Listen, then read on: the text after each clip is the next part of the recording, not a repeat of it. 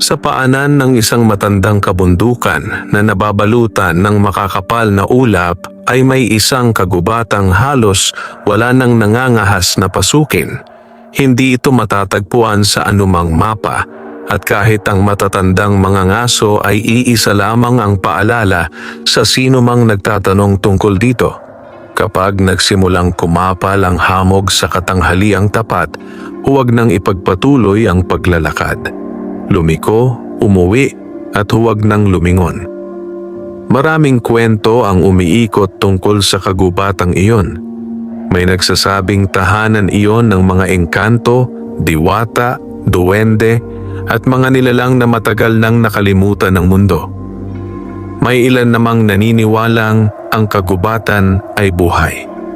Nakakakita, nakakarinig at marunong magpasya kung sino lamang ang nararapat na makapasok sa pinakaloob nito. Ngunit higit sa lahat ng alamat, may isang lihim na hindi kailanman naisulat sa kahit anong aklat. Sa pinakasentro ng kagubatan ay may isang batis na hindi natutuyo kailanman. Ang tubig nito ay hindi galing sa ulan, bukal o ilog. Ito raw ay dumadaloy mula sa mismong liwanag ng buwan. Kapag sumasapit ang gabi ng kabilugan, ang malinaw na tubig ay kumikislap na tila libo-libong bituin ang nakalubog sa ilalim nito.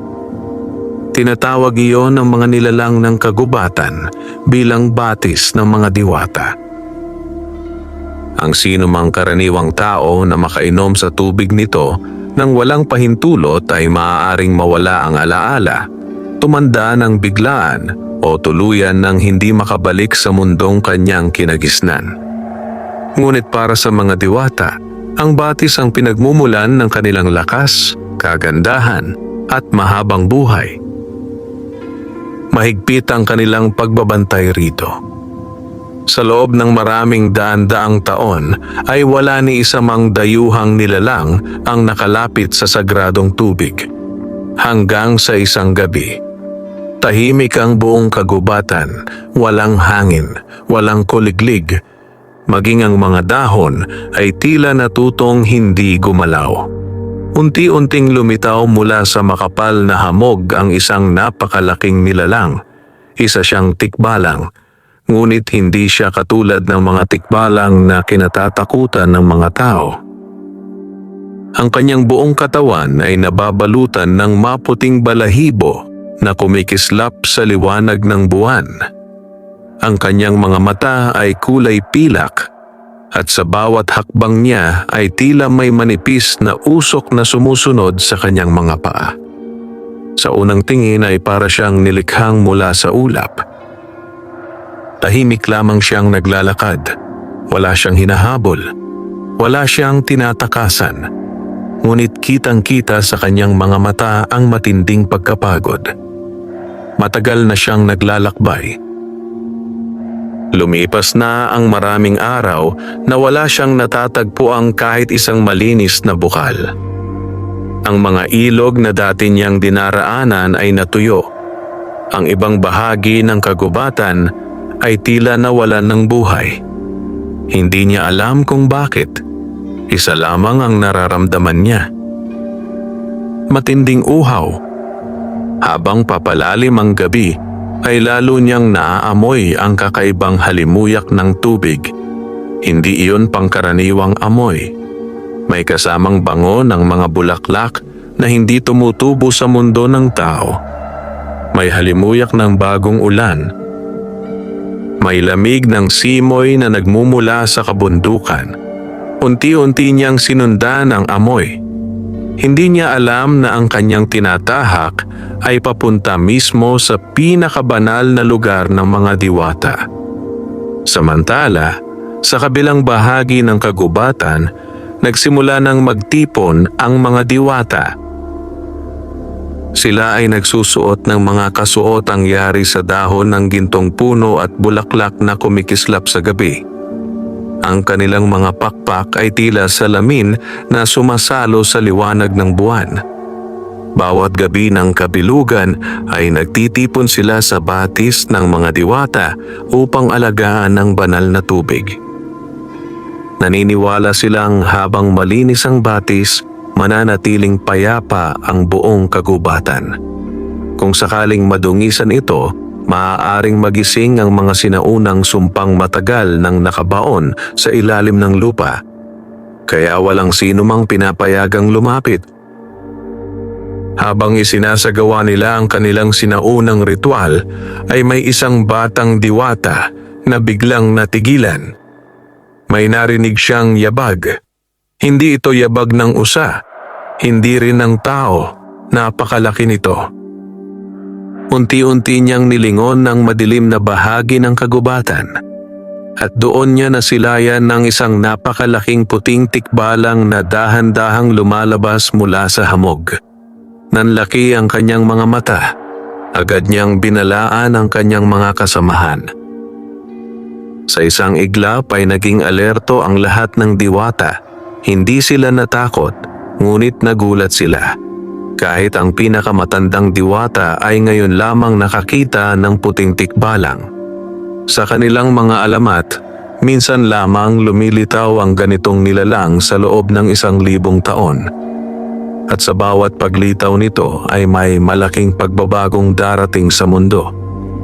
Tahimik na nagpatuloy sa paglalakad ang tikbalang. Hindi niya napapansin ang mga matang nakatingin sa kanya mula sa likod ng mga puno. Ang nasa isip lamang niya ay ang tubig.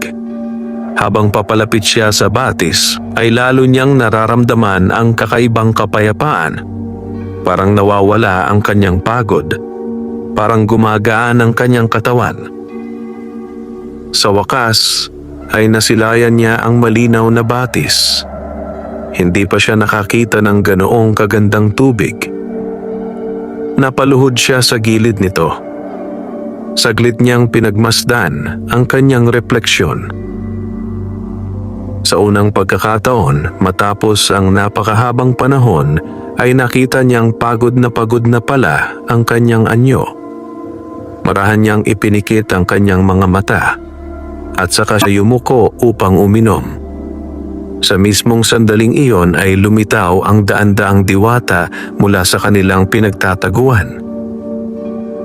Pinalibutan nila ang buong batis. Ang kanilang reyna ay dahan-dahang lumapit habang hawak ang isang makinang natungkod. Alam niyang bawal uminom ang kahit sinong nilalang sa banal na batis. Ngunit nang makita niya ang puting tikbalang ay tila may pumigil sa kanya. Hindi niya maipaliwanag kung bakit. May kakaibang kabutihan siyang nararamdaman mula sa nilalang. Hindi ito nagpakita ng anumang galit. Hindi ito dumating upang manira. Isa lamang itong nilalang na halos mawalan na ng lakas dahil sa matinding uhaw. Tahimik na pinagmasdan ng reyna ang tikbalang habang ang malamig na tubig ay unti-unting dumadaloy sa bibig nito. At kasabay ng unang patak ng banal na tubig na kanyang nainom, nagsimulang kumislap ng mas maliwanag ang buong kagubatan. Ang mga punong matagal ng tuyot ay nagkaroon ng bagong usbong. Ang mga nalalantang bulaklak ay muling namukadkad. Maging ang hangin ay biglang naging mabango at malamig. Napatingin ang lahat ng diwata sa isa't isa. Walang sino man ang nagsalita.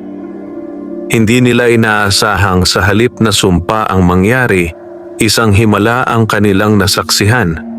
Ngunit sa kailaliman ng kabundukan, may isang sinaunang nilalang ang unti-unting nagmulat ng kanyang mga mata.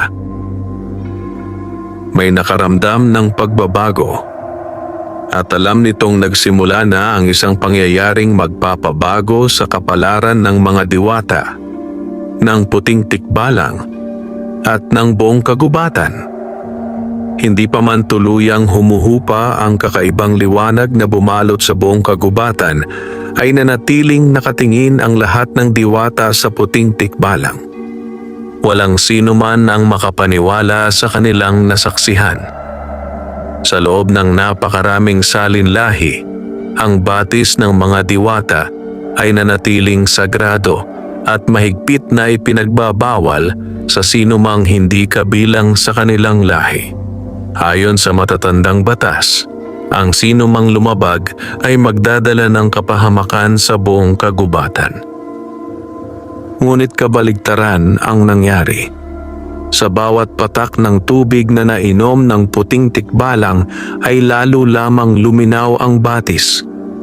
Ang mga halamang matagal nang nalalanta ay muling nabuhay. Ang mga punong halos mawalan na ng dahon ay unti-unting nagkaroon ng mga bagong usbong. Maging ang mga ibong matagal nang hindi umaawit ay nagsimulang magbalikan sa mga sanga. Ang katahimikan ng kagubatan ay napalitan ng banayad na huni ng kalikasan. Marahang tumingala ang puting tikbalang. Hindi niya alam na napapaligiran na pala siya ng daan-daang diwata. Ang una niyang nakita ay ang reyna ng mga diwata na nakatayo ilang hakbang lamang ang layo sa kanya. Hawak nito ang isang makinang na tungkod na yari sa puting kahoy at may kristal na kumikislap sa dulo. Hindi nagpakita ng takot ang tikbalang. Hindi rin siya naghanda upang lumaban. Sa halip ay marahan siyang yumuko bilang paggalang. Hindi niya alam kung bakit, ngunit dama niyang ang lugar na iyon ay hindi karaniwang kagubatan. Naroon ang isang banal na kapangyarihang matagal na niyang hinahanap nang hindi niya nalalaman. Tahimik na pinagmasdan siya ng reyna. Marami na siyang nakitang tikbalang sa mahabang panahon ng kanyang pamumuno. Kadalasan ay mailap ang mga ito at madaling magalit kapag naliligaw sa kanilang teritoryo. Ngunit ang nilalang na nasa kanyang harapan ay kakaiba. Walang bakas ng pagmamataas, walang bahid ng kasamaan. Ang tanging nakikita niya ay matinding pagod at isang pusong tila pasan ang napakalaking pasanin.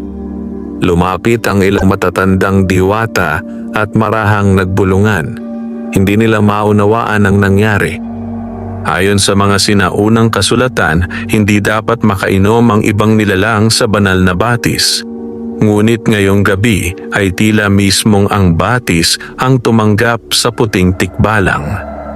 Napansin din nila ang kakaibang pangyayari sa tubig. Sa ilalim ng malinaw na batis ay nagsimulang lumitaw ang maliliit na liwanag na dati ay hindi nakikita.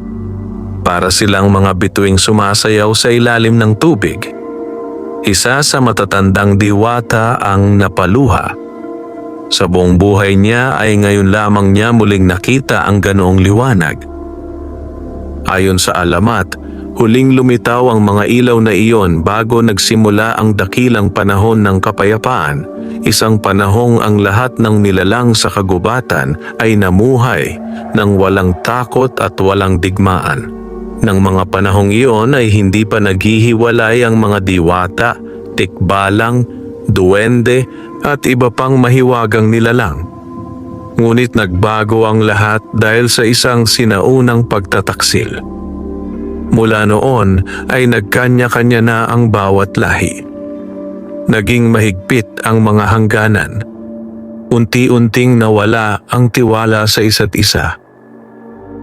Habang nagbabalik ang mga alaala ng nakaraan sa isip ng matatandang diwata, ay biglang umihip ang malamig na hangin mula sa hilagang bahagi ng kagubatan. Kasabay nito ay nagsimulang manginig ang lupa. Hindi malakas ang pagyanig. Ngunit sapat iyon upang magdulot ng pangamba. Napatingin ang lahat sa kabundukan. Mula sa pinakamatandang puno ay lumipad ang daan-daang uwak. Hindi sila karaniwang mga ibon. Ang kanilang mga mata ay kulay pula at ang kanilang mga pakpak ay tila nababalutan ng usok. Tahimik silang umikot sa himpapawid bago tuluyang naglaho sa kadiliman. Nang makita iyon ng reyna ay kumunot ang kanyang noo. May isang nilalang na matagal nang natutulog ang tila nagising. Hindi pa niya matiyak kung sino. Ngunit alam niyang may kaugnayan ito sa pagdating ng puting tikbalang. Samantala, Ang tikbalang ay patuloy lamang na nakatingin sa malinaw na tubig.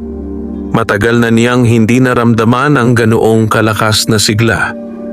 Ang pagod sa kanyang katawan ay tila unti-unting nawawala. Ngunit may isa pa siyang napansin. Sa bawat pintig ng kanyang puso ay tila may isang tinig na marahang bumubulong sa kanyang isipan. Hindi niya maintindihan ang mga salita, ngunit pakiramdam niya ay may isang taong matagal nang naghihintay sa kanyang pagdating. Unti-unti siyang lumingon sa paligid. Hindi siya naghahanap ng kaaway. May hinahanap siyang bagay na hindi niya maipaliwanag. Bigla siyang napatitig sa isang napakalaking punong nakatayo sa pinakalikuran ng batis. Ang punong iyon ang pinakamalaki sa buong kagubatan. Makapal ang puno nito at tila ilang libong taon na ang tanda. Sa gitna ng katawan ng puno ay may isang kakaibang simbolong kumikinang sa kulay pilak. Nang makita iyon ng puting tikbalang ay bigla siyang natigilan. Hindi niya alam kung bakit pamilyar ang simbolong iyon. Para bang matagal na niya itong nakita sa kanyang mga panaginip. Napansin ng Reyna ang kanyang reaksyon. Lumapit siya ng ilang hakbang. Muli niyang pinagmasdan ang mukha ng tikbalang. Sa pagkakataong iyon ay tila may naalala rin siya. Noong bata pa lamang siya ay minsang ikinuwento ng kanyang lola ang tungkol sa isang puting tikbalang na isinilang sa ilalim ng liwanag ng 7 buwan. Ayon sa alamat, darating ang araw na ang nilalang na iyon ang magiging susi upang maibalik ang balanse ng buong kagubatan.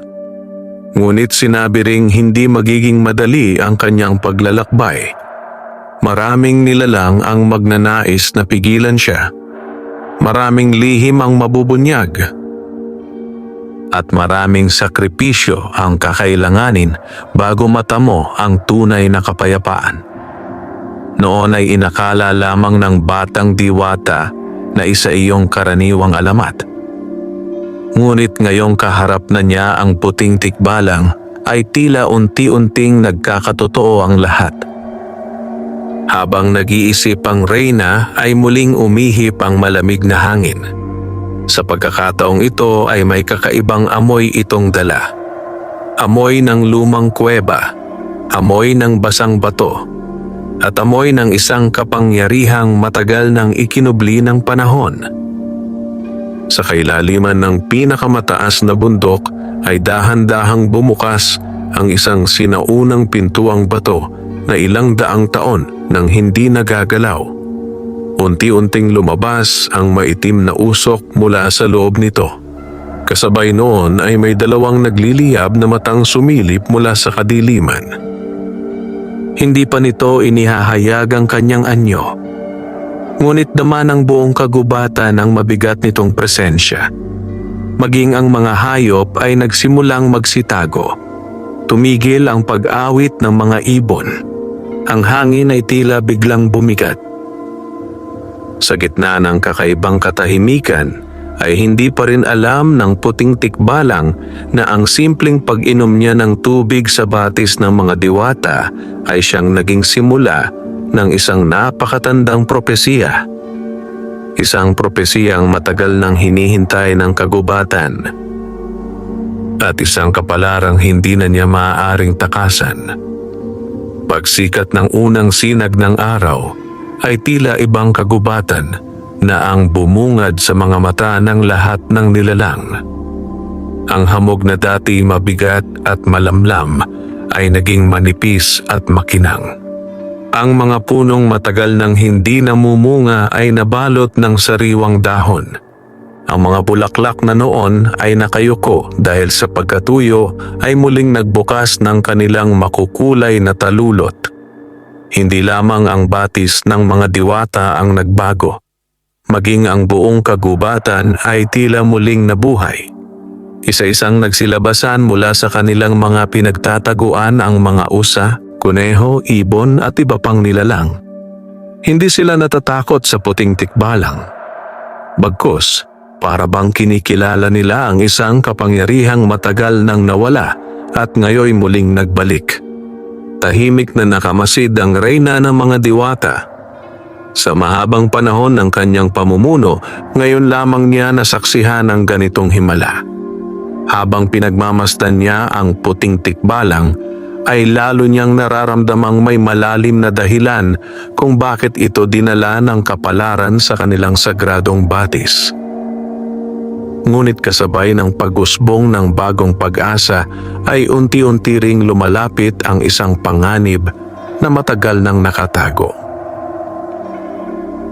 Sa ilalim ng pinakamataas na bundok ay naroon ang isang sinaunang yungib na halos kasing tanda ng mismong kagubatan.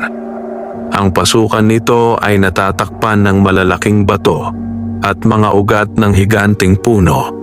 Walang sino mang nilalang ang nangangahas lumapit doon sapagkat pinaniniwalaang iyon ang piitan ng isang kapangyarihang minsang nagtangkang sakupin ang buong kagubatan. Sa loob ng napakahabang panahon ay nanatiling tahimik ang kuweba. Ngunit ngayon ay nagsimula ng magbago ang lahat. Unti-unting nabiyak ang lumang batong nagsisilbing pintuan. Ang makapal na alikabok na ilang siglo nang hindi nagagalaw ay bumagsak sa lupa. Mula sa kailaliman ng kadiliman ay sumingaw ang malamig na hanging may dalang kakaibang bigat. Parang may isang nilalang na muling humihinga. At sa bawat paghinga nito ay tila nanginginig ang kabundukan.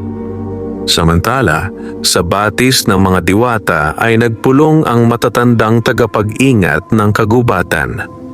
Umupo sila sa paligid ng isang batong bilog na ginagamit lamang sa pinakamahahalagang pagkakataon. Sa gitna ng bato ay inilapag ng reyna ang kanyang tungkod. Pumikit ang lahat. Ipinatong nila ang kanilang mga palad sa malamig na bato at hinayaan nilang dumaloy ang sinaunang mahika ng kanilang lahi. Dahan-dahang lumiwanag ang ibabaw ng bato. Unti-unting lumitaw ang isang lumang larawan, isang napakalawak na kagubatan. Sa gitna nito ay nakatayo ang isang puting tikbalang na napapalibutan ng mga diwata, duwende, engkanto, higante at iba pang mahiwagang nilalang. Walang alitan, walang digmaan. Ang lahat ay namumuhay ng magkakasama, ngunit maya-maya lamang ay nagbago ang larawan. Isang makapal na ulap ng kadiliman ang bumalot sa kagubatan. Isa-isang naglaho ang liwanag. Nagkawatak-watak ang iba't ibang lahi. Nagkaroon ng takot. Nagkaroon ng poot. At nagsimula ang mahabang panahon ng pagkakahiwalay. Pagkaraan ay muling nagbago ang larawan. Mula sa malayong bahagi ng kagubatan ay lumitaw ang isa na namang puting tikbalang. Naglakad ito patungo sa isang batis na kumikislap sa ilalim ng liwanag ng buwan. Sa oras na uminom ito ng tubig ay muling lumiwanag ang buong kagubatan. Pagkatapos noon ay biglang naglaho ang larawan. Tahimik ang lahat. Walang nagsalita. Alam nilang hindi iyon basta pangitain lamang. Isa iyong propesiyang matagal nang nakaukit sa kasaysayan. Isang propesiyang ngayon lamang muling nagpakita. Lumapit ang pinakamatandang diwata sa reyna. Mahina ngunit malinaw ang kanyang tinig. Ayon sa kanya, ang puting tikbalang ay hindi basta naligaw sa kanilang kagubatan. Tinawag ito ng mismong batis. Ang banal na tubig lamang ang may kakayahang pumili kung sino ang dapat nitong tanggapin. Kung tinanggap nito ang puting tikbalang, nangangahulugan lamang na bahagi ito ng itinakdang kapalaran. Napabuntong hininga ang reyna. Alam niyang hindi magiging madali ang mga susunod na araw. Kapag nalaman ng ibang nilalang ang nangyari sa batis, tiyak na marami ang magnanais na gamitin ang puting tikbalang para sa sarili nilang layunin. May mga hahangaring kontrolin ang kapangyarihang dala nito. May mga susubok na ito'y bihagin at mayroon ding magnanais na tuluyan itong mawala. Samantala, ang puting tikbalang ay naglalakad sa gilid ng batis. Tahimik niyang pinagmamasdan ang mga halamang unti-unting nabubuhay. May kung anong alaalang pilit bumabalik sa kanyang isipan, mga larawan ng isang malawak na parang, mga batang tikbalang na masayang nagtatakbuhan, isang matandang puting tikbalang na nakatingin sa kanya habang nakangiti. Ngunit bago pa niya tuluyang maalala ang mga ito, ay bigla na lamang naglaho ang lahat na parang usok na tinangay ng hangin. Napayuko siya. Hindi niya alam kung sino talaga siya. Hindi niya alam kung saan siya isinilang. Hindi niya alam kung bakit siya nag-iisang naglalakbay sa napakaraming taon. Ang alam lamang niya ay may isang tinig na patuloy na gumagabay sa kanya. At ang tinig na iyon ay tila nagsasabing hindi pa tapos ang kanyang paglalakbay. Sa kabilang dako ng kagubatan ay may mga matang lihim na nagmamasid. Hindi sila diwata. Hindi rin sila tikbalang. Mula sila sa mga aninong matagal nang nagkukubli sa kailaliman ng kagubatan. Nakita nila ang himalang nangyari sa batis. At agad nilang ipinadala ang balita sa kanilang pinuno. Sa loob ng madilim na kuweba ay nakaupo ang isang sinaunang nilalang na nababalutan ng maitim na balabal. Tahimik nitong pinakinggan ang ulat. Pagkatapos ng ilang sandali ay dahan-dahan itong tumayo. Hindi pa rin makita ang kabuuan ng kanyang mukha. Ngunit ang kanyang dalawang mata ay nagliliyab na tila apoy sa gitna ng dilim. Isang malamig na ngiti ang gumuhit sa kanyang labi. Sa wakas ay dumating na rin ang puting tikbalang. Mahigit 1,000 taon niya itong hinintay. At ngayon ay sisimulan na rin niya ang kanyang matagal nang binabalak. Sa sandaling iyon ay muling umihip ang malamig na hangin sa buong kagubatan. Ngunit sa pagkakataong ito, hindi na ito nagdala ng kapayapaan. Sa halip ay nagdala ito ng isang tahimik, ngunit papalapit na panganib na walang sino man ang makatatakas. Lumipas ang ilang araw mula nang makainom ng banal na tubig ang puting tikbalang. Ngunit ang himalang naganap sa batis ng mga diwata ay patuloy na pinag-uusapan ng bawat nilalang sa kagubatan. Mula sa pinakamalit na kulisap hanggang sa pinakamatandang puno, tila dama ng lahat na may malaking pagbabagong unti-unti nang nagsisimula. Sa bawat pagsikat ng araw ay lalo pang lumalago ang kagubatan. Ang mga tuyong ilog ay muling dinadaluyan ng malinaw na tubig. Ang mga punong matagal nang hindi namumunga ay nagsimulang mamunga ng sagana. Ang mga halamang gamot na halos tuluyan ng naglaho ay muling tumubo sa bawat gilid ng kagubatan. Namangha ang mga diwata. Ngunit kasabay ng pagbalik ng kasaganaan ay lalo ring bumibigat ang kanilang pag-aalala. Alam nilang walang himalang dumarating nang walang kapalit. Tahimik na naglalakad ang puting tikbalang sa paligid ng batis. Hindi siya lumalayo rito sapagkat pakiramdam niya ay may kung anong mahiwagang puwersang nag-uugnay sa kanya sa banal na lugar. Habang naglalakad siya ay napansin niyang sinusundan siya ng iba't ibang hayop. May mga usa na tahimik na sumasabay sa kanyang paglalakad. May mga ibong dumadapo sa kanyang likuran. Maging ang mga paru-parong kumikislap sa ilalim ng sikat ng araw ay tila umiikot sa kanyang paligid. Hindi siya kinatatakutan. Sa halip, para bang matagal na siyang hinihintay ng mga ito. Napaisip ang puting tikbalang.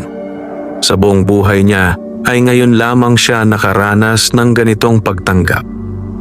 Noon ay palagi siyang naglalakad ng nag-iisa. Saan man siya makarating ay umiiwas sa kanya ang mga nilalang. ang iba ay natatakot. Ang iba na may agad na tumatakas sa pag-aakalang isa siyang mabangis na halimaw. Ngunit dito sa kagubatan ng mga diwata ay iba ang kanyang nararamdaman. Sa unang pagkakataon ay tila may lugar na handang tumanggap sa kanya. Samantala, ipinatawag ng reyna ang pinakamatandang tagapag-ingat ng mga sinaunang kasulatan.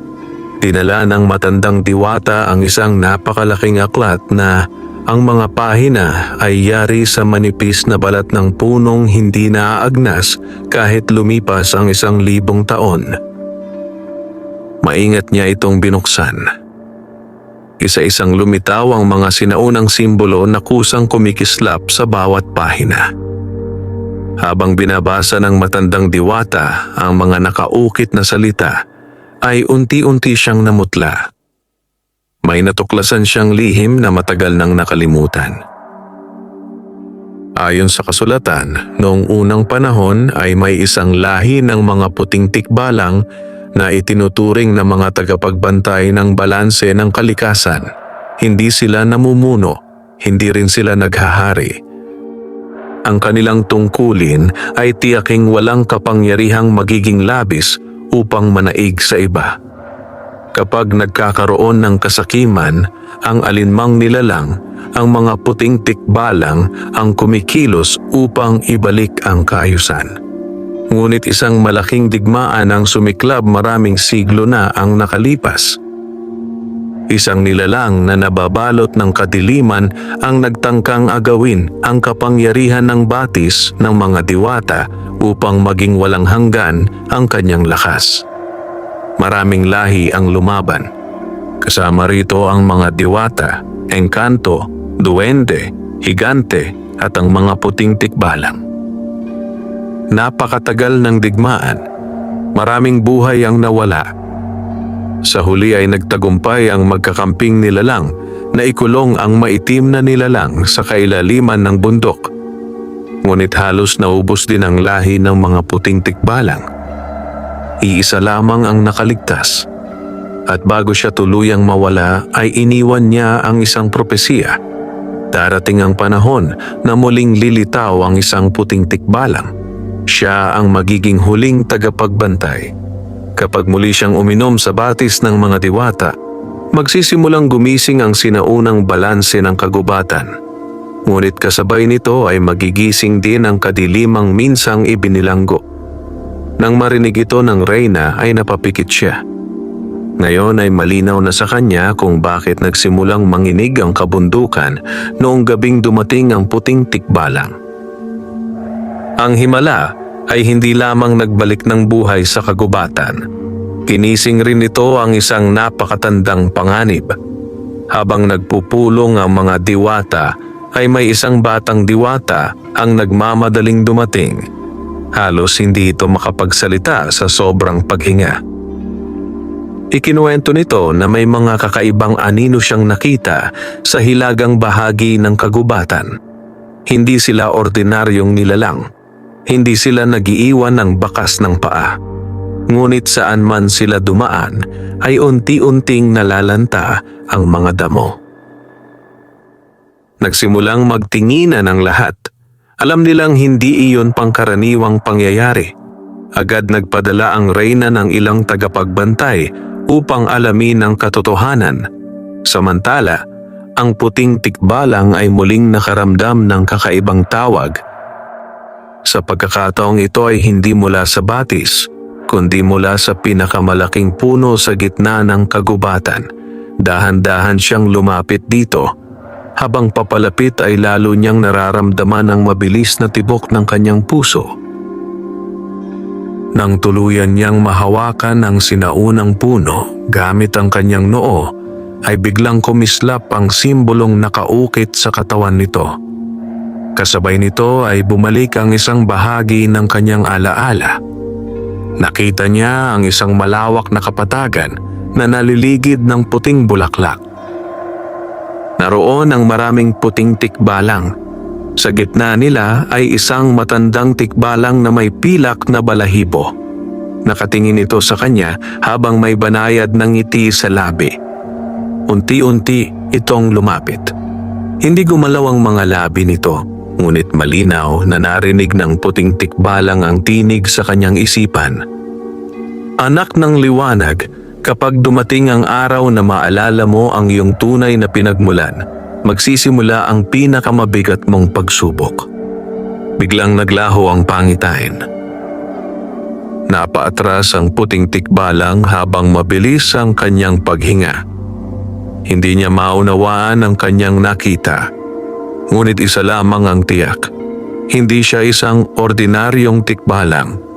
May isang katotohanang matagal na itinago maging sa kanyang sariling alaala. At habang unti-unti niya itong binubuksan, may isa ring nilalang na papalapit mula sa kadiliman. Isang nilalang na matagal nang naghihintay sa kanyang pagbabalik at handang gawin ang lahat upang maagaw ang kapangyarihang dala ng huling puting tikbalang. Pagsapit ng ikalimang gabi, mula nang makainom ang puting tikbalang sa batis ng mga diwata, muling nabalot ng makapal na hamog ang buong kagubatan. Hindi ito karaniwang hamog na dulot ng malamig na hangin. Mabigat ito, tahimik at tila may sariling buhay. Napansin ng mga diwata na maging ang liwanag ng buwan ay hirap na makalusot sa kapal ng ulap na bumabalot sa mga puno.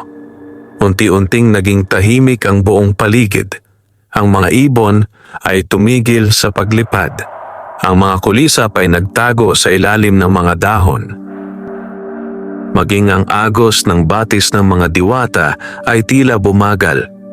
Isa-isa nang nagtipon ang mga tagapagbantay ng kagubatan. Hindi nila kailangang magsalita upang malaman ang iniisip ng bawat isa. May paparating. At hindi ito isang ordinaryong nilalang. Samantala, ang puting tikbalang ay nakatayo sa tabi ng sinaunang puno. Mula nang mahawakan niya ang punong iyon, ay tila mas naging malinaw ang kanyang pakiramdam. Hindi pa rin bumabalik ang lahat ng kanyang alaala, ngunit natutuhanan niyang makinig sa kakaibang tinig na gumagabay sa kanyang puso. Sa gabing iyon ay muli niyang naramdaman ang babala. May malamig na hanging dumaan sa kanyang katawan. Kasabay nito ay nakarinig siya ng mahinang bulong.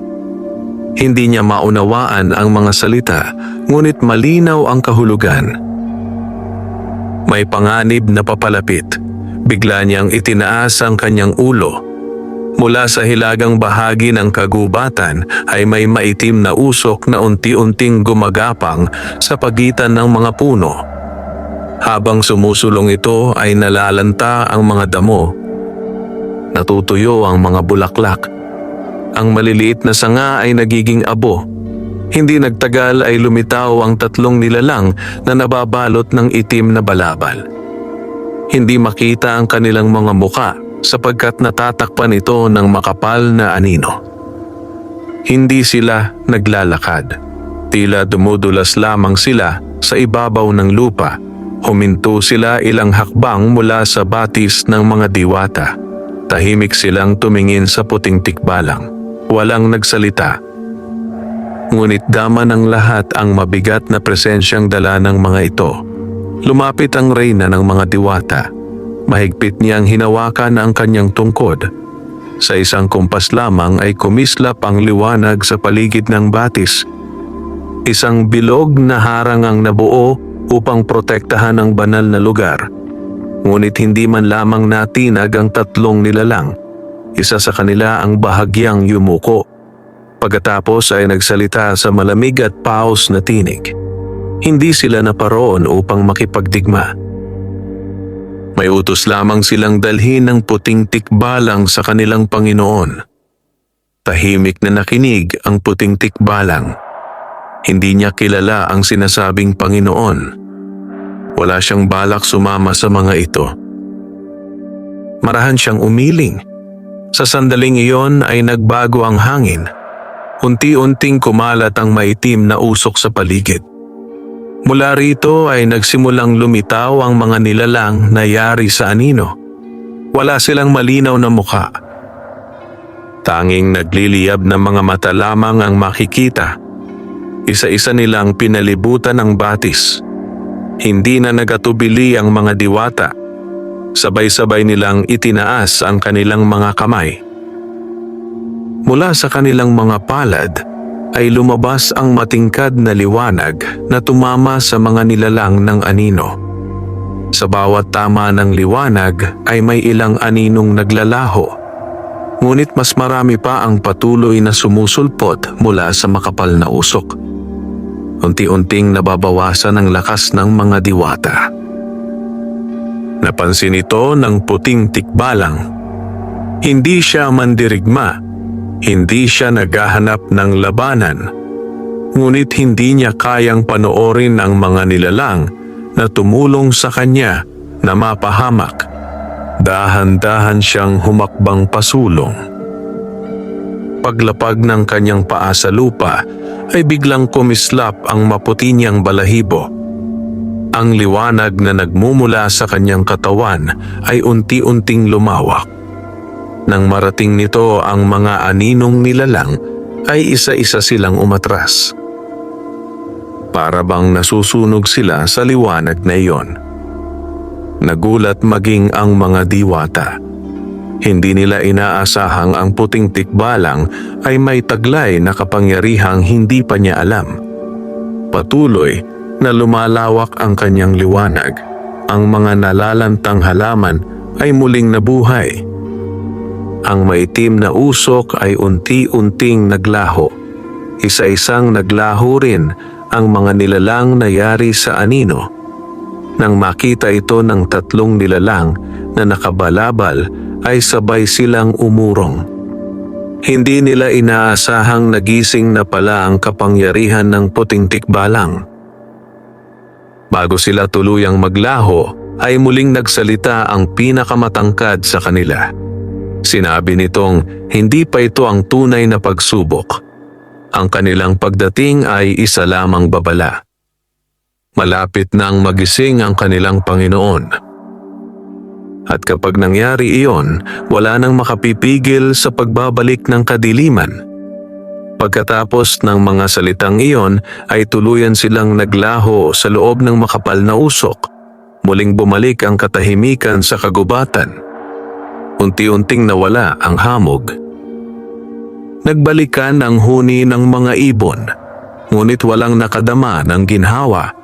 Lahat sila ay alam na nagsisimula pa lamang ang kanilang paglalakbay. Lumapit ang reyna sa puting tikbalang. Sa unang pagkakataon ay yumuko siya bilang paggalang. Hindi bilang isang pinuno, kundi bilang isang tagapag-ingat ng sinaunang propesiya. Alam niyang ang nilalang na kanyang kaharap ay hindi na lamang isang estrangherong napadpad sa kanilang kagubatan. Siya ang huling puting tikbalang. Ang huling tagapagbantay ng balanse at ang tanging nilalang na maaaring humarap sa kapangyarihang unti-unti nang nagigising sa kailaliman ng bundok. Sa malayong bahagi ng kabundukan, sa loob ng sinaunang kuweba, muling bumukas ang dalawang nagliliyab na mata sa gitna ng kadiliman. Isang mahinang halakhak ang umalingaw-ngaw sa loob ng batuhang piitan.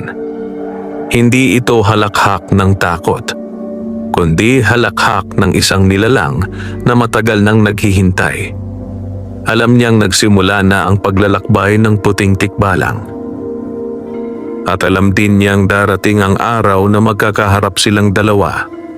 Sa araw na iyon, ang kapalaran ng batis ng mga diwata ng buong kagubatan at ng lahat ng mahiwagang nilalang ay tuluyan ng pagpapasyahan. Makalipas ang unang pagsalakay ng mga nilalang na yari sa anino, ay hindi na muling naging payapa ang kagubatan. Bagamat nanatiling malinaw ang tubig ng batis ng mga diwata at patuloy na namumulaklak ang mga halaman sa paligid nito. Dama ng bawat nilalang na may mabigat na panganib na unti-unting lumalapit. Ang hangin ay nagdala ng kakaibang katahimikan. Ang mga ibon ay hindi na lumilipad ng malayo. Ang mga usa ay nananatili na lamang sa malalawak na damuhan. Maging ang mga diwata ay hindi na umaalis sa kanilang mga bantayan.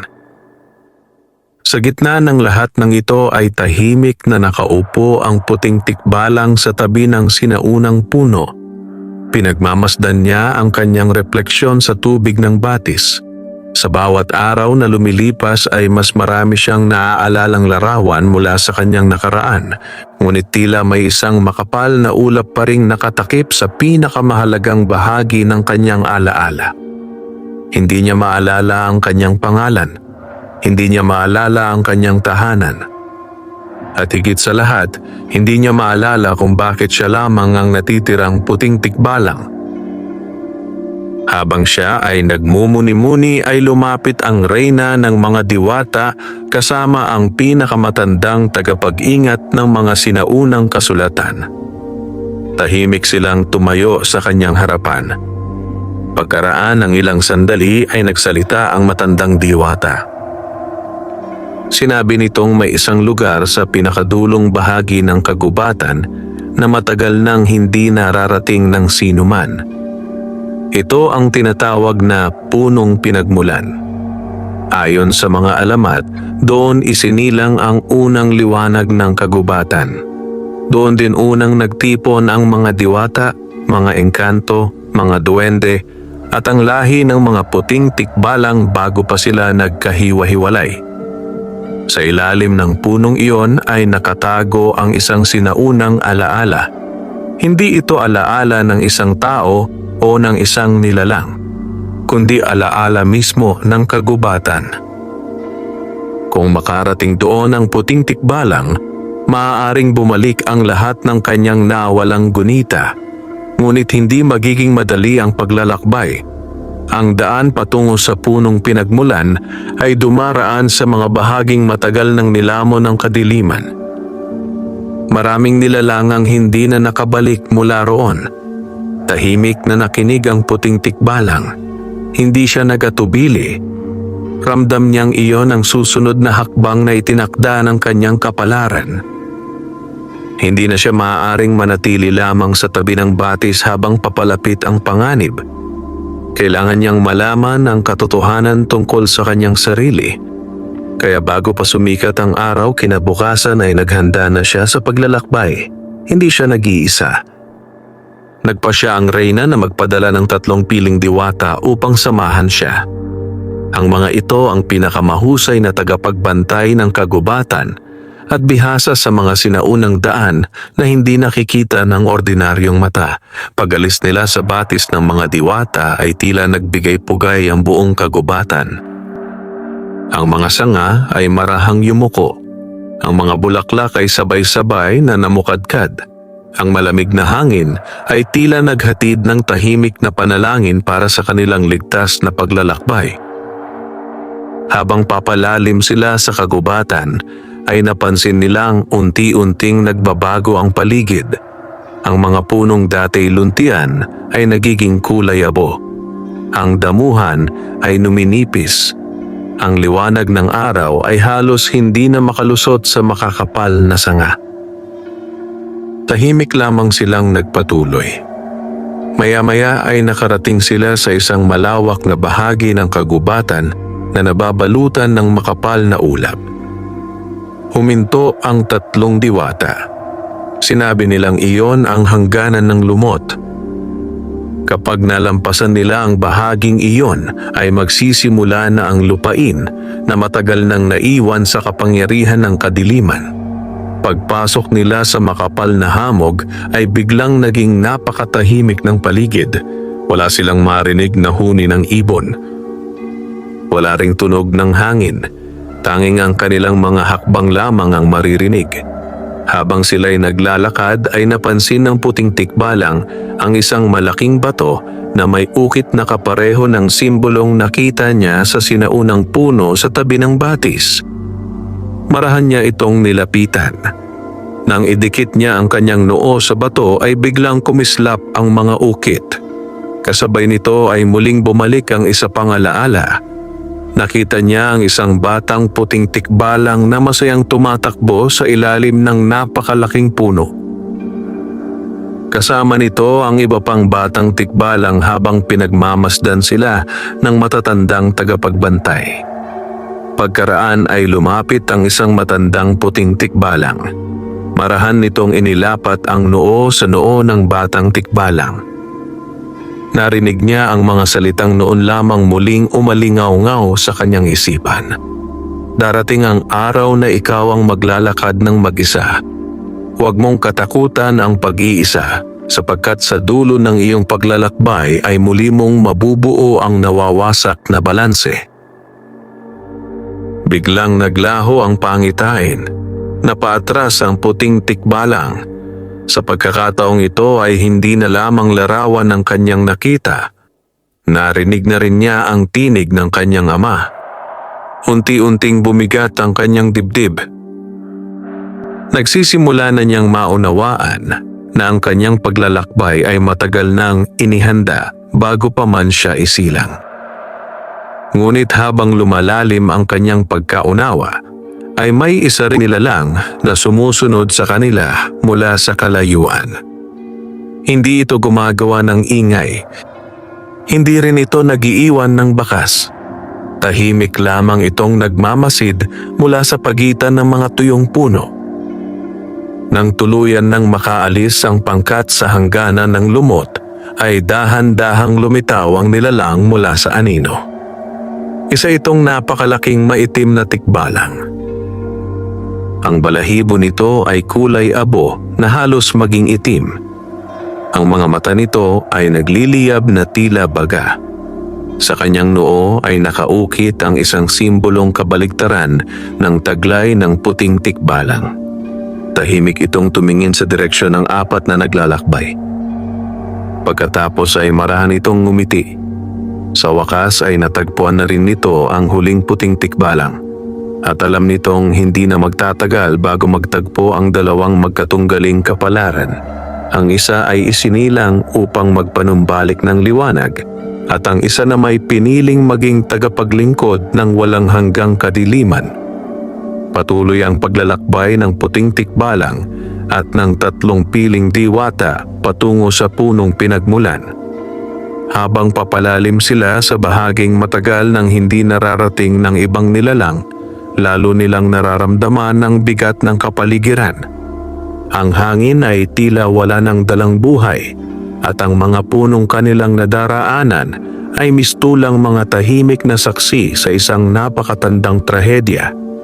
Ang lupa ay natatakpan ng makapal na tuyong dahon na hindi na muling tinubuan ng panibagong buhay. Ang mga ugat ng mga puno ay nakausli na parang mga kamay na pilit umaabot sa sinag ng araw na matagal nang hindi sumisilip sa bahaging iyon ng kagubatan. Tahimik lamang ang puting tikbalang. Hindi siya natatakot. Sa halip, mas lalo niyang nararamdaman na bawat hakbang ay inilalapit siya sa katotohanang matagal na niyang hinahanap. Ngunit kasabay ng kanyang paglapit sa katotohanan ay may isa ring nilalang na patuloy na sumusunod sa kanilang mga bakas. Hindi ito nagmamadali. Para bang alam nitong darating din ang tamang sandali upang magpakita. Pagsapit ng dapit hapon ay narating ng pangkat ang isang malawak na kapatagan. Sa gitna nito ay may mga batong nakatayo ng pabilog. Bawat isa ay may sinaunang ukit na halos kinain na ng panahon. Huminto ang pinakamatandang diwata sa kanilang pangkat. Tahimik niyang pinagmasdan ng mga bato. Sinabi niyang ito ang dating lugar ng kasunduan ng mga sinaunang nilalang. Dito sila nagtitipon noon upang lutasin ang mga alitan ng walang digmaan. Ngunit sa paglipas ng panahon ay nakalimutan ang kahalagahan ng lugar na iyon. Kasabay ng pagkawala ng tiwala sa isa't isa ay unti-unti ring namatay ang liwanag na bumabalot sa kapatagan. Habang pinagmamasdan ng puting tikbalang ang mga batong iyon, ay muli niyang naramdaman ang kakaibang pintig sa kanyang dibdib. Parang may tumatawag sa kanya. Marahan siyang lumapit sa pinakamalaking bato. Nang idikit niya ang kanyang noo rito ay kumislap ang lahat ng ukit. Kasabay nito ay bumalik ang isa pang alaala. Nakita niya ang isang malaking pagtitipon ng iba't ibang nilalang. Naroon ang mga diwata, naroon ang mga duwende, naroon ang mga engkanto, naroon din ang maraming puting tikbalang. Ngunit may isa ring tikbalang na naiiba sa lahat. Malaki ang kanyang pangangatawan, makintab ang dati niyang puting balahibo, ngunit ang kanyang mga mata ay puno ng inggit. Tahimik lamang itong nakatingin sa batis ng mga diwata habang ang iba ay nagdiriwang. Unti-unting lumapit dito ang isang maitim na usok, walang nakapansin. Unti-unti nitong binalot ang tikbalang. Sa simula ay pilit itong lumalaban. Ngunit habang tumatagal ay tila kusang tinanggap nito ang kapangyarihang ibinibigay ng kadiliman. Unti-unting naging kulay abo ang kanyang balahibo hanggang sa tuluyan itong naging maitim na parang gabi. Sa sandaling iyon ay nagsimula ang unang pagtataksil. Ang tikbalang na minsang naging tagapagbantay ng kagubatan ang siyang nagturo sa maitim na nilalang ng daan patungo sa batis ng mga diwata. Dahil sa kanyang pagtataksil ay sumiklab ang napakalaking digmaan. Nagising ang kadiliman, maraming buhay ang nawala, at halos nalipol ang lahi ng mga puting tikbalang. Biglang naglaho ang pangitain. Napaatras ang puting tikbalang habang mabigat ang kanyang paghinga. Ngayon ay nauunawaan na niya kung bakit may isang maitim na tikbalang na sumusunod sa kanilang mga bakas. Hindi ito ordinaryong nilalang. Isa itong tagapagmana ng unang nagtaksil. At marahil ay ipinagpapatuloy nito ang sinumpang landas ng ninuno nito. Hindi pa man siya tuluyang nakababawi, ay biglang umihip ang napakalakas na hangin. Nagliparan ang mga tuyong dahon, nanginginig ang lupa. Ang mga batong nakapaligid sa kanila ay nagsimulang magliwanag. Mula sa makapal na ulap ay unti-unting bumaba ang isang napakalaking anyo. Isa itong tikbalang. Ngunit ang balahibo nito ay maitim na tila walang sinag ng buwan na makapagliliwanag dito. Ang kanyang mga mata ay kulay apoy. Ang bawat hakbang niya ay nagiiwan ng bakas na parang nasusunog ang lupa. Tahimik siyang huminto sa tapat ng puting tikbalang. Nagkatitigan ang dalawa. Sa unang pagkakataon ay nakita ng puting tikbalang ang isang nilalang na kahawig niya, ngunit kabaligtaran ng lahat ng kanyang kinakatawan. Hindi nagsalita ang maitim na tikbalang. Matagal lamang nitong pinagmasdan ang puting tikbalang. Pagkaraan ay marahan itong ngumiti. Hindi iyon ngiting may saya, kundi ngiting puno ng pangungutya. Sinabi nitong matagal na nitong hinihintay ang araw na iyon. Marami na itong ipinadalang mga nilalang upang hanapin ang huling puting tikbalang, ngunit walang nagtagumpay. Ngayon ay kusa na itong lumapit. Tahimik na nakinig ang puting tikbalang. Hindi siya nagpakita ng galit. Sa halip ay nagtanong siya kung bakit nito pinili ang landas ng kadiliman. Sandaling natahimik ang maitim na tikbalang. Pagkaraan ay tumingala ito sa madilim na kalangitan. Sinabi nitong minsan din siyang naniwala sa kapayapaan. Ngunit nakita niyang habang lumilipas ang panahon ay ang mga nilalang ay paulit-ulit lamang na nag-aaway dahil sa kasakiman. Naniwala siyang tanging ang takot lamang ang makapagdadala ng kaayusan. At upang mangyari iyon, ay kailangan niyang tulungan ang kapangyarihang matagal nang nakakulong sa ilalim ng bundok. Hindi sumang-ayon ang puting tikbalang. Naniniwala siyang ang kapayapaan ay hindi maipipilit sa pamamagitan ng takot. Hindi rin ito maisisilang mula sa kadiliman. Nagkatinginan silang muli. Pareho nilang alam na hindi na sila magkakasundo. Ngunit bago pa man magsimula ang anumang labanan, ay biglang umalingaw-ngaw ang isang napakalakas na ugong mula sa kailaliman ng kabundukan. Nayanig ang buong kagubatan. Ang mga puno ay halos mabuwal. Maging ang mga batong nakapaligid sa kanila ay nagkaroon ng malalalim na bitak. Napatingin ang dalawang tikbalang sa iisang direksyon. Pareho nilang naramdaman ang parehong bagay. Ang nilalang na matagal nang nakabilanggo ay hindi na lamang basta nagigising. Unti-unti na itong nakakawala. At habang patuloy na bumibigay ang sinaunang piitan, nauunawaan ng puting tikbalang na ang kanilang tunay na laban ay hindi laban sa isa't isa. May mas malaki pang panganib na nagbabantang lamunin ang buong kagubatan at ang oras upang pigilan ito ay mabilis na nauubos. Ang malakas na pagyanig ay hindi agad huminto.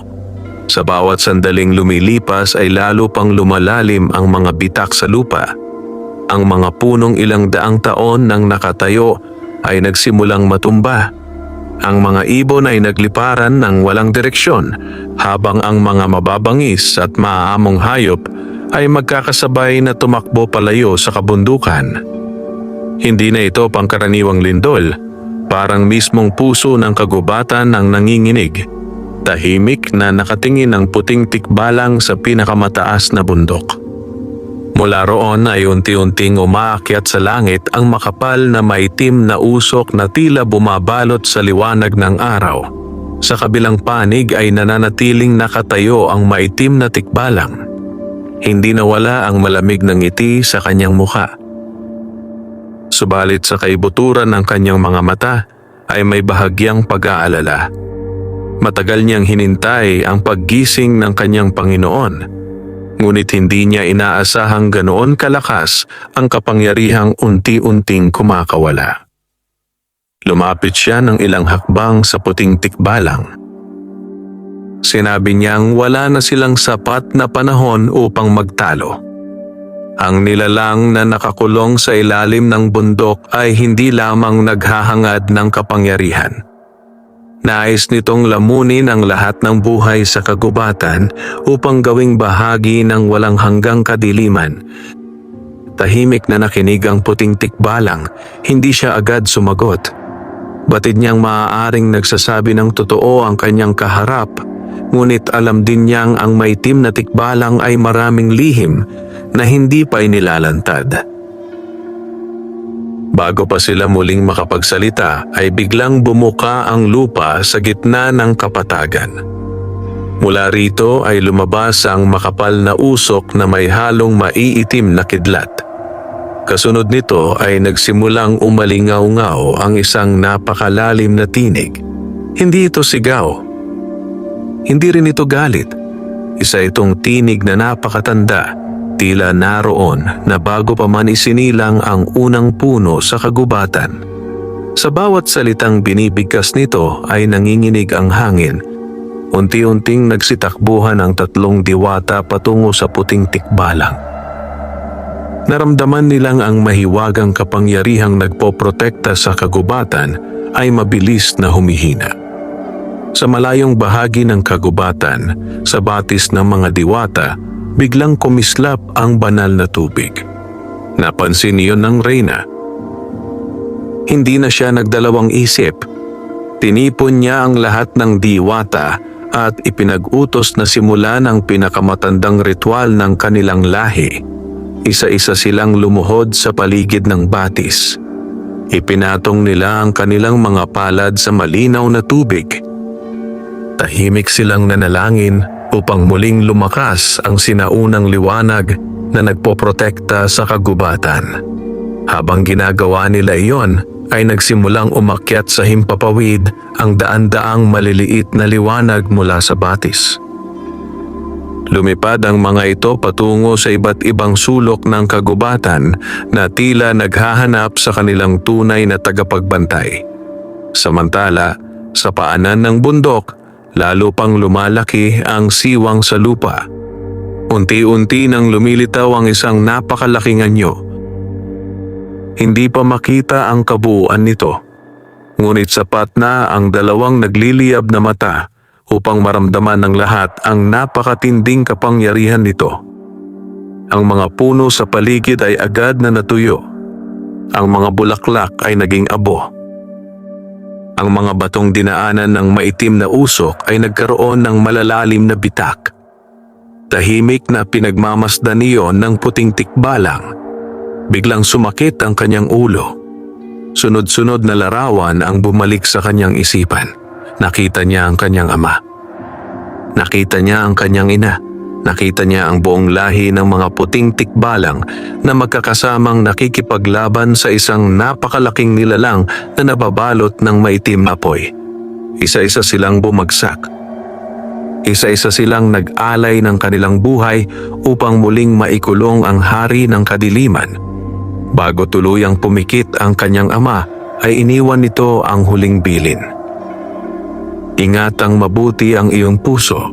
Ang tunay na lakas ng ating lahi ay hindi nasa ating katawan, nasa ating habag, nasa ating katapatan, at nasa ating kakayahang piliin ang liwanag kahit napapalibutan ng dilim. Kasabay ng pagbabalik ng alaalang iyon, ay biglang kumislap ang simbolo sa noo ng puting tikbalang.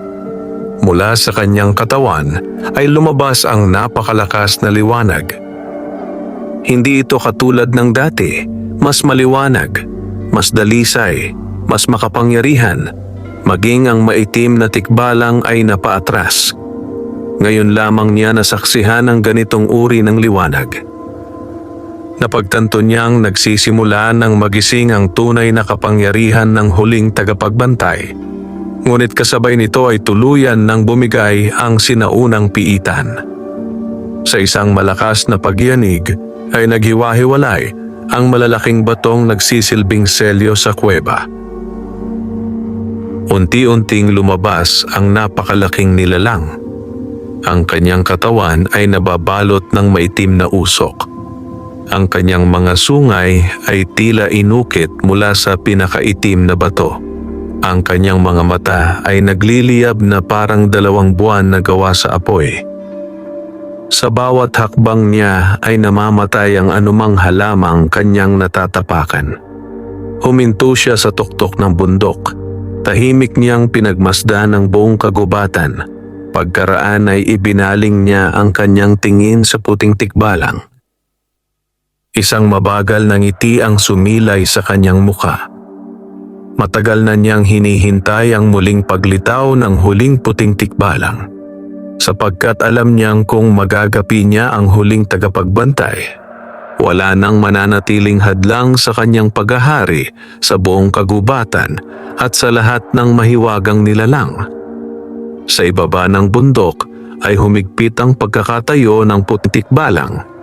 Hindi na siya ang naliligaw na nilalang na minsang uminom ng tubig sa batis ng mga diwata dahil sa matinding uhaw.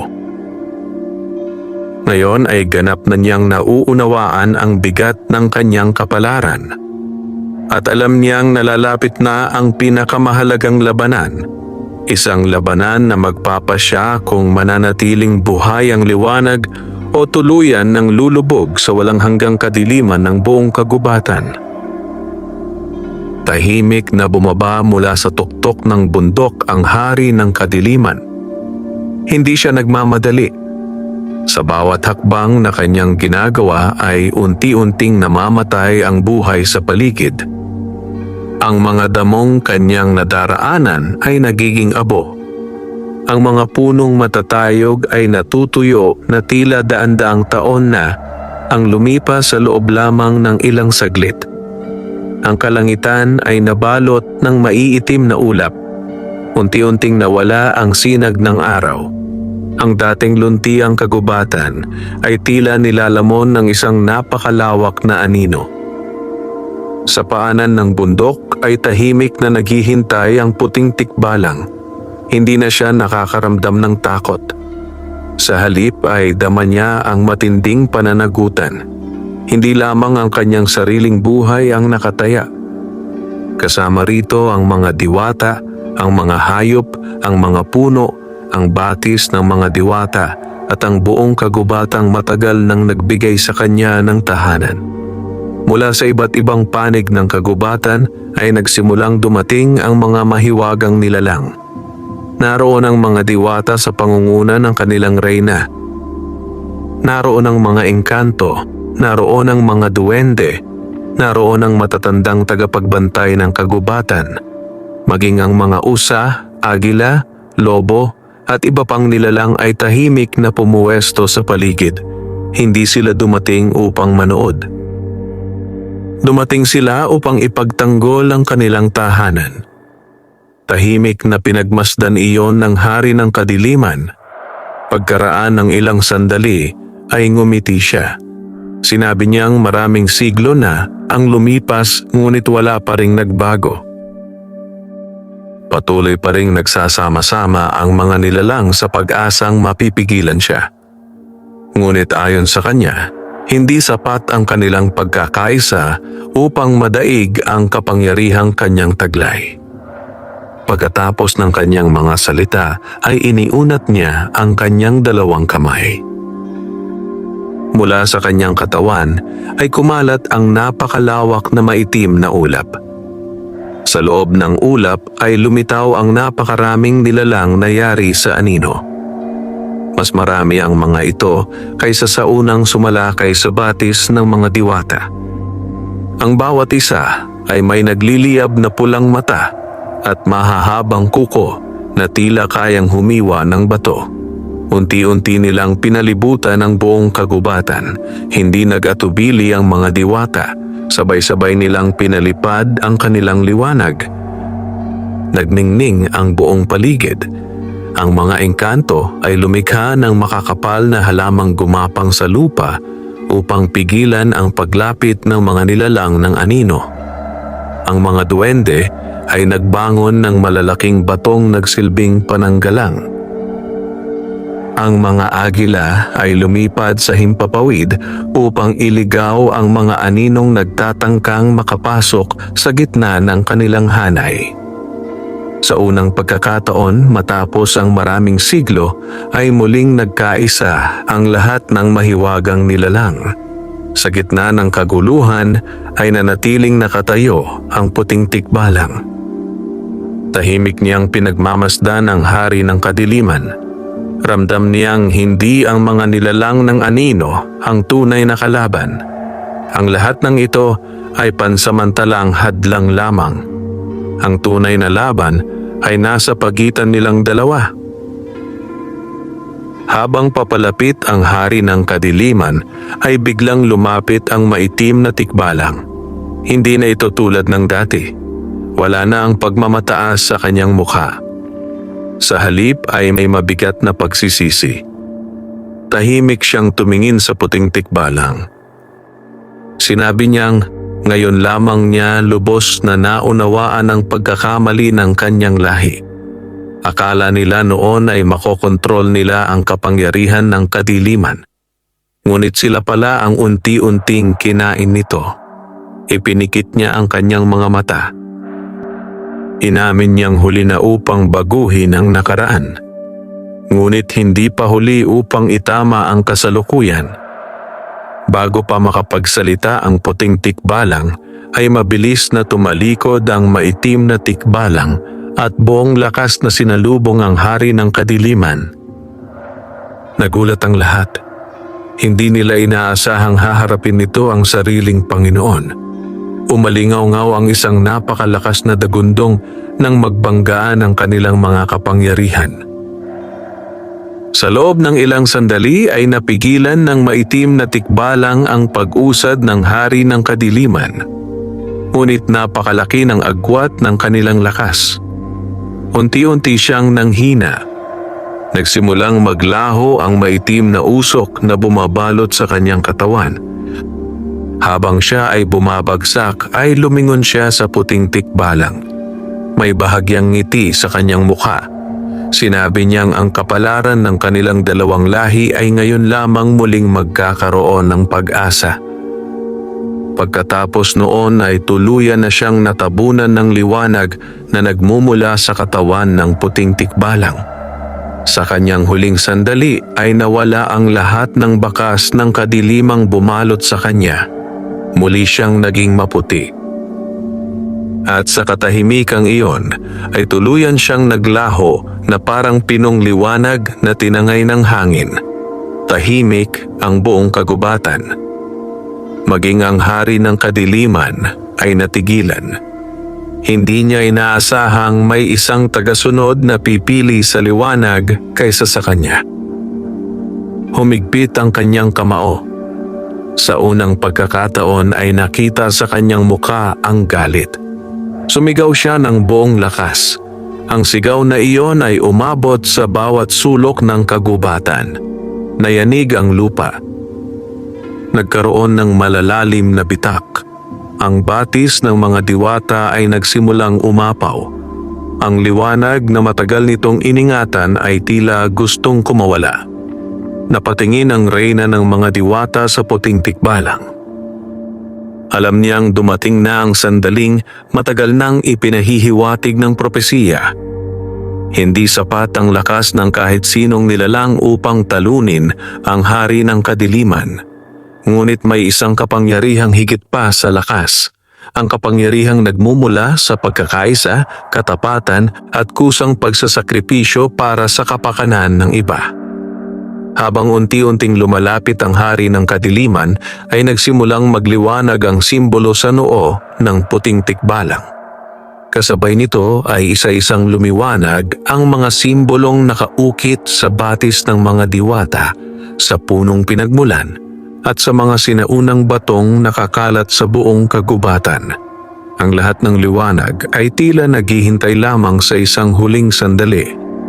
Isang sandaling magpapasya kung ang kagubatan ay muling sisikat sa ilalim ng liwanag o tuluyan ng lulubog sa walang hanggang gabi. Ang buong kagubatan ay nabalot ng katahimikan. Hindi na marinig ang pag-awit ng mga ibon.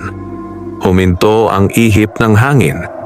Maging ang agos ng batis ng mga diwata ay tila sandaling tumigil, na para bang hinihintay ang magiging wakas ng labanang magpapasya sa kapalaran ng lahat.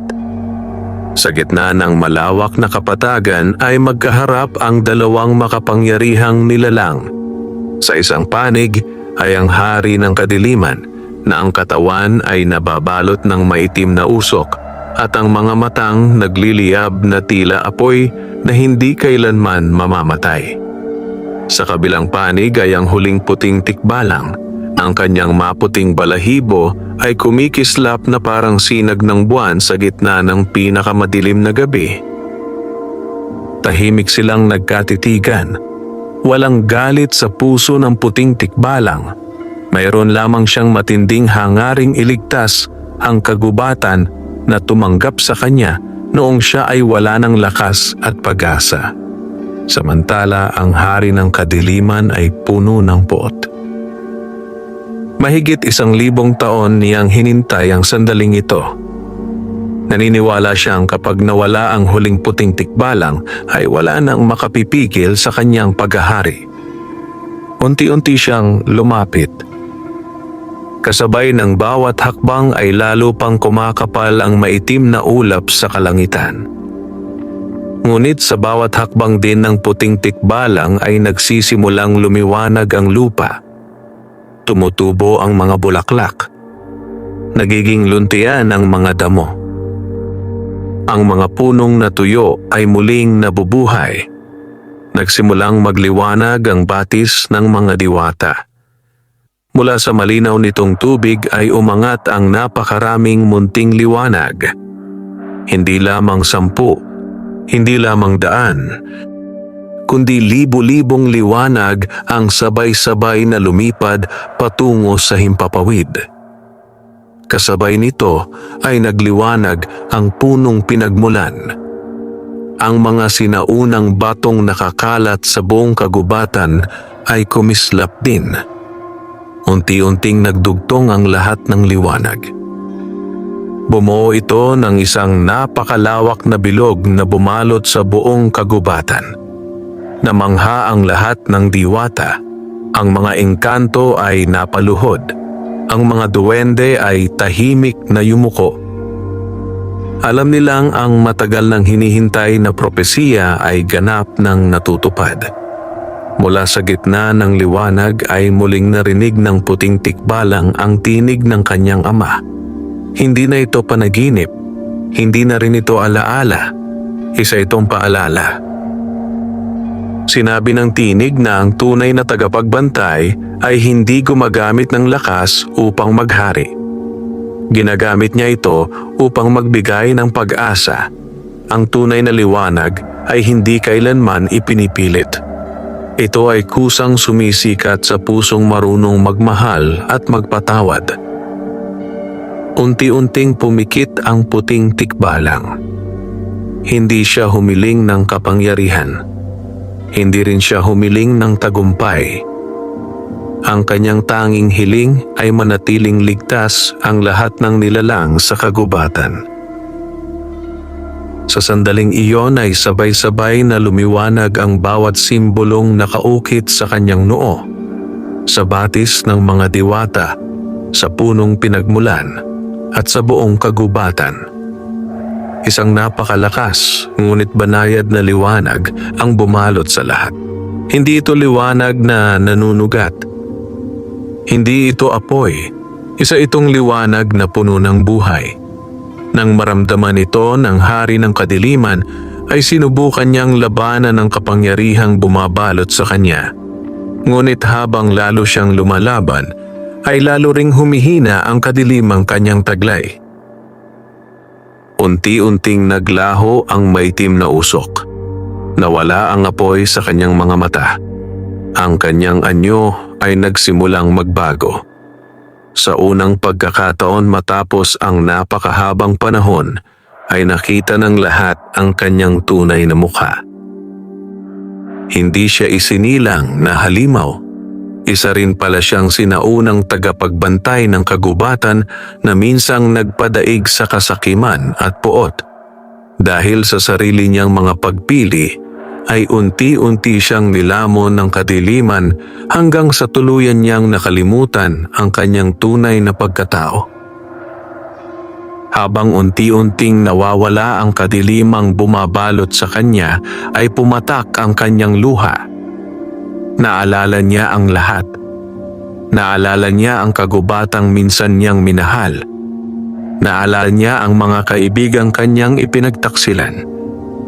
Naalala niya ang mga buhay na nawala dahil sa kanyang kasakiman.